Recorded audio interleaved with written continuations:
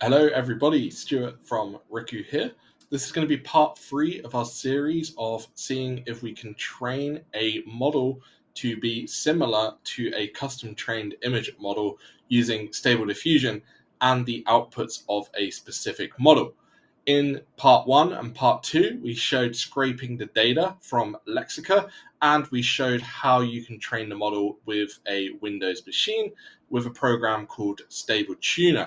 We've done all of that now, and we have the output model. So this video is going to go into creating some comparisons between the model that we've created and also some of the images that are on Lexica and seeing how everything looks. So let's get into it.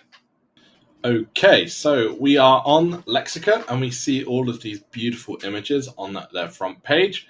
We also have the Lexica generator open, and I also have Supermachine, which is the app that we've created where we have put some of these models. I have a bunch of skydiving cats here using a few different models, and I've actually created some with the Lexica clone model that we created. And these are under the Supermachine Luxe. So you can see these cats here.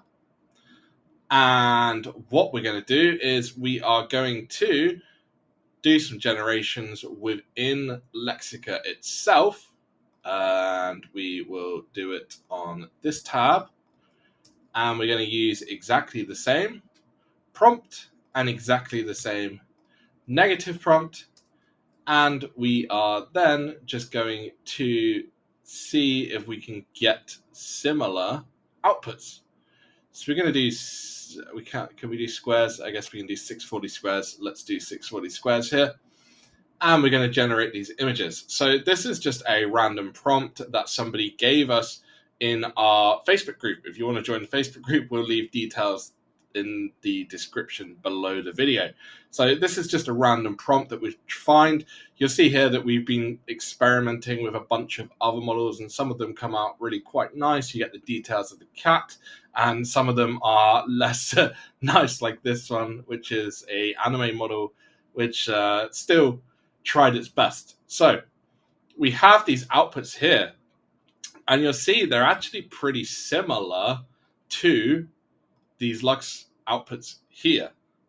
I wouldn't say that there's much difference between those at all. So that bodes well for proving the hypothesis that just what this series is all about. Can we train a model by inputting the outputs of a already trained custom model? So this is a good start. Now, what I want to do is I want to come in to Lexica and I want to just take some random images and feed them in. So what should we go for? Let's go for this woman here. This is a super long prompt, so I'm not sure how this is going to play out, but we can try it, of course.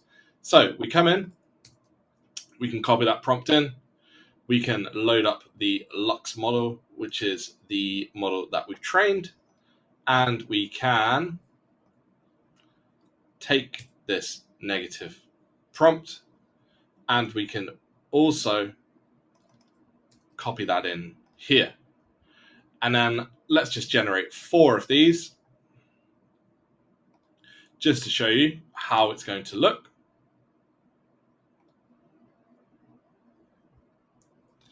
So the model that we've got is creating quite a more human photorealism type output than the model that Lexica has. Well, we're going to put that to the test in a minute when we're going to actually create the prompt, because there's this stuff on the homepage and then there's what you can actually create yourself. So again, these are the models that they have, and these are the outputs that we have.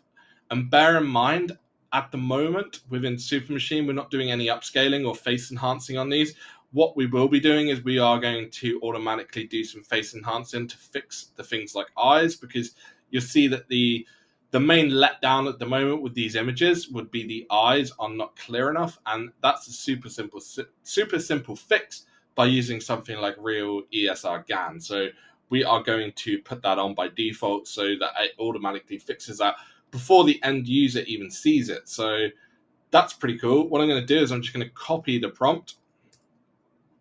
I'm going to copy the negative prompt into the actual generation. Okay, it says the prompt is too long. So that's strange that they have that on the homepage and you can't actually use that prompt. So let's just try and take some of these out, I guess. Is that too long? No, that's fine. So we just cut the prompt a little bit, but it's strange that they have that on the homepage if it's not something that you can actually do yourself. So you see here, you have the artsy style design, which is pretty cool. And they automatically upscale it on Lexica, so you get the bigger image from the start. So that's something that we should probably think about doing with Supermachine and Riku, of our new image studio coming to Riku very, very soon as well. So yeah, these are the outputs that I've got by doing that. And we can compare them to the outputs I have here from Supermachine. It's a fairly different style, I'd say. I'd say the style from Lexica is very much more fantasy than we're getting with the model that we've used for copying Lexica. So let's try another thing. And let's go for, just trying to think of something which is fairly different. We go for one of these computer devices. I think these are quite nice. And the negative prompt is ugly, gross, bad. So we can just type that in quick. Ugly, gross, bad. And we're just going to generate 4 of these again. And we're going to test the outputs against the Lexica outputs. So you're getting some pretty nice images here. This one is pretty cool. Again, pretty cool. Remember that the AI has problems with text in its current form. I expect that to be solved probably this year with what's going on with the Deep Floyd project. Is going to create massive improvements with that. But these are pretty cool outputs. If we just go back to the Lexica homepage, we can see the different ones that they have just in comparison. And then just because, we want to generate our own versions, we can do so also in Lexica by copying this stuff across. And we can see how these are going to look by just generating on the fly. And again, you get something like this. So these are pretty cool as well. By comparison to these, which seem to be more metallic, less yellow colors. I don't know why they have the yellow color on here. Maybe something in the design. But yeah, I'd say these are pretty comparable. That's a good test. And let's try something. Let's try this with the astronaut. Looks pretty cool. So there's no negative prompt on this one. On a planet made of uranium. You're getting some pretty awesome images here. So if we can get something similar, that's going to be super fun. Delete the negative prompt. Obviously, we're doing square here, so maybe we'll do a tool just for comparison, really. I don't know whether we're going to use this tool where we're doing double the height of the width, or whether we should use the more wide tool. Maybe I'll just do 8 generations, and we can show these. These look pretty good, these outputs so far, so I'm excited to see how they look when we actually do the full Okay, so just a reminder for anyone who's joining part 3 and didn't watch the other parts, this model is trained on about 6,870, I think it is, not certain of the number, Lexica images, which we took from the front page. So what we did was we came to the front page of Lexica and we just scraped all of the images here and we put them in a data set and did our own training in Stable Tuner on a Windows computer to get this model, which we have called Supermachine Luxe. And we're just trying out comparisons. So here is one. Here is the second one. This flag is really good. The detail on that flag for an AI image is really quite impressive. The third one. And the fourth one. And then we just go for the wider look here, just to show you the difference.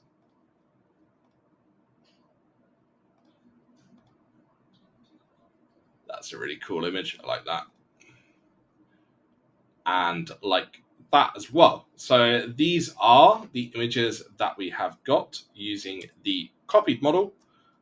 And let's just try and generate some of our own. Reminder, these are the ones from Lexica. And if I come in and we're just going to use the same prompt, there's no negative prompt for this one. And we're going to do that size, I believe. And we can hit generate on that and see what it gives us. So all of this is really just comparison, right? It's like, can we prove the hypothesis? Let's see. So I'd say some of these are comparable. This one is a bit weird because the guy is just hovering in nowhere. This one is pretty cool. This one is pretty cool. And this one is also pretty cool. I think one of the things that I think Lexica, the original model, does very well is it has the subject of the image in the center, and it manages to focus on what it should be focusing on, and creating the image around that subject. And I think what we've done here with some of the copying with the model with just 6,000 plus images, we've managed to replicate that pretty well. Everything is, the subject is in the middle, and it's performing quite well. So that is a few of the generations. I want to do like a landscapey type one if I can see something that would be good to do. Let's just have a look. Maybe do something like this. This would be nice. Landscape oil painting from Studio Ghibli film. Sorry if I said that wrong. Yeah, so the prompt is here. And again, it's the tool 512 by 768 is what we're going to be doing. And no negative prompt. And let's just generate a couple of these. So my thoughts on doing this and seeing the outputs at the moment, it's pretty good. Very, very excited because this was a relatively small data set, and it sort of proves the hypothesis that if we were to do something bigger than this with, say, 12,000 or 20,000 or 50,000 images that we got from somewhere like Midjourney, we could probably train something pretty good as a sort of general purpose model like this. I still think that there are a lot of possibilities and a lot of potential for training individual models for specific purposes. And we'll get into that in some later videos because we have actually created some like this website design model, which will give you mock-ups of websites and stuff like that. So, let's just have a look at some of these. So here is one of our landscapes. Here is a second one. Here is a third one. Here is a fourth one. And the fifth one. The sixth one. Seventh one. And a 8th one. So that's pretty cool. Let's just set it up to do some generations in here. And whilst we are waiting for that, oh, did this just refresh? Okay, so let me see if I can find that image. I can't remember exactly which one it was now, unfortunately. So I've lost the original, unfortunately.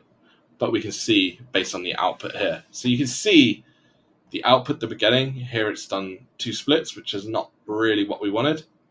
But here you can see the hills. It's very similar. It's, very similar in a way. So again, this would be a tick in the hypothesis sort of proven category. And I think this is really quite awesome to be able to do something like this. So what else shall I do? I do 1 or 2 more just to check a few things. Let's just do the trainer because this is quite fun. So we have this, and this is 512 by 768 with no negative prompt. And we'll just generate 4 of these.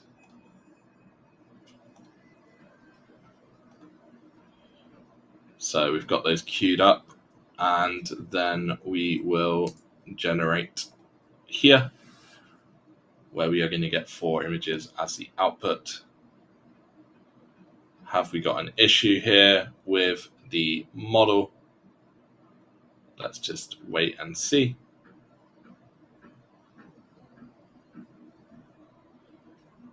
Let's have a look at the Lexica outputs first of all. So we have a trainer like this, we have a trainer like this, and I think this is really quite excels at something like this. I'm not sure if we'll be able to replicate this with the data set that we have.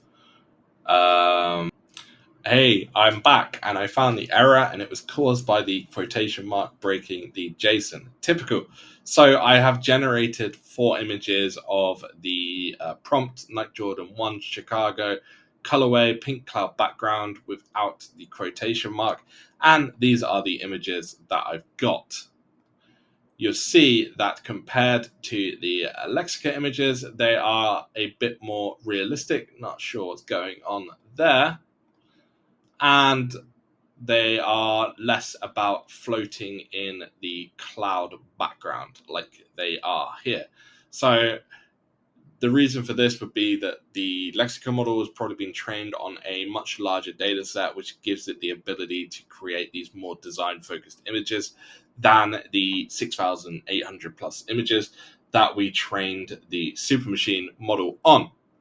So that's an interesting sort of takeaway, and it also sort of leads me into a point of, we trained this model only on what is available on this homepage, which means that there can be biases that they exist, because if there are images here or a lot of images in a similar style, then that bias is going to come into the model that we've created because we've only taken images from here. If we wanted to create less bias, what we would have to do is we'd have to go through the data set and we'd have to clean it up and take out certain images and make sure that there's a good balance of different things within it.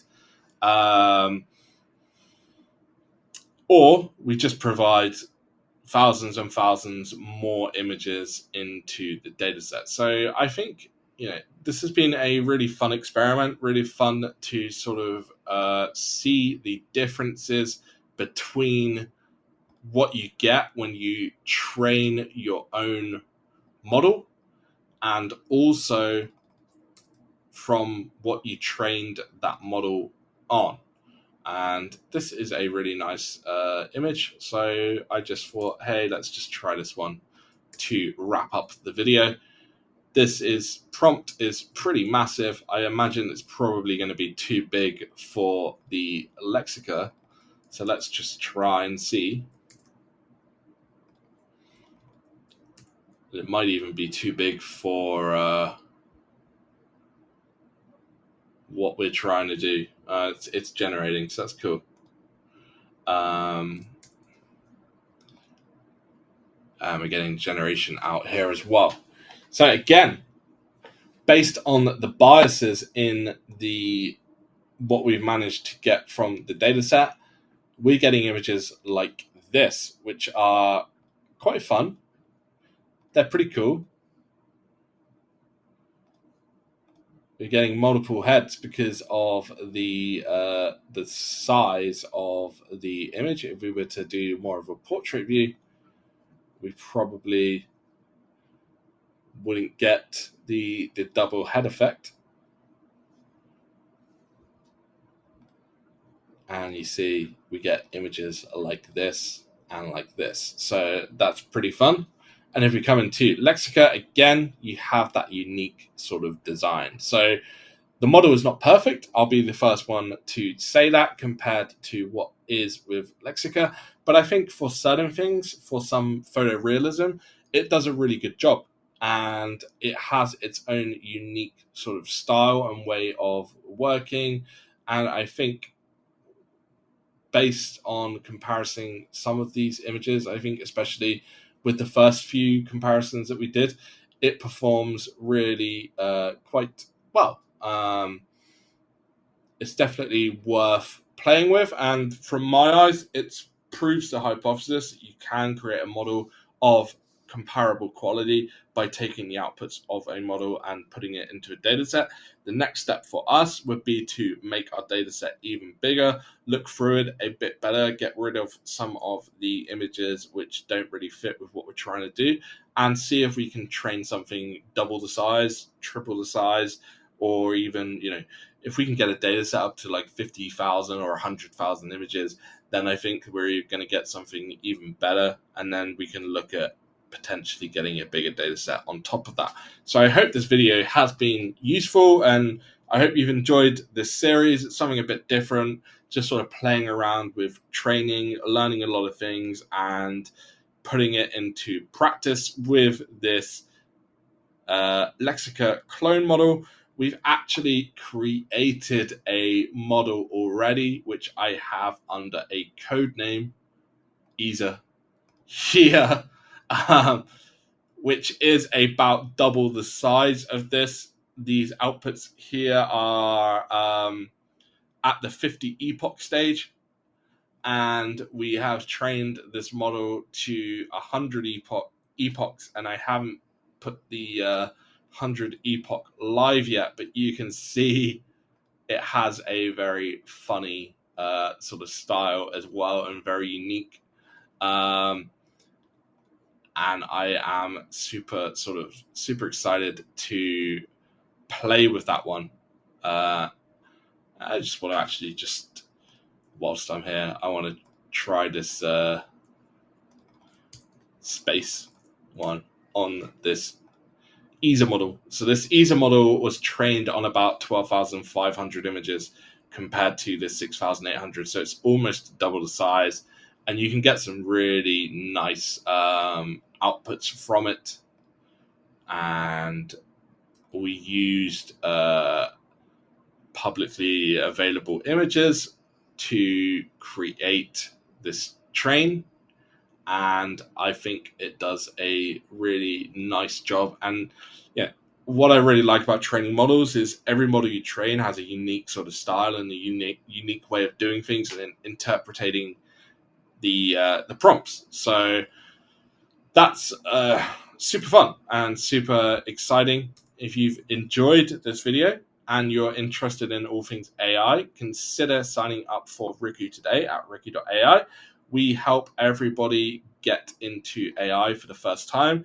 We let you experiment, test, deploy, and enjoy all things AI by aggregating all of the best image models into a single place online. And we have a really responsive and really engaged community who are learning and sharing knowledge and sharing their experiences, and everyone's moving forward to help and deploy their AI models with or without code in a simple manner. There's too much code in this business, and I think that a lot of it is not needed. So let's show how to do things simply, and that's what we're all about. Thank you.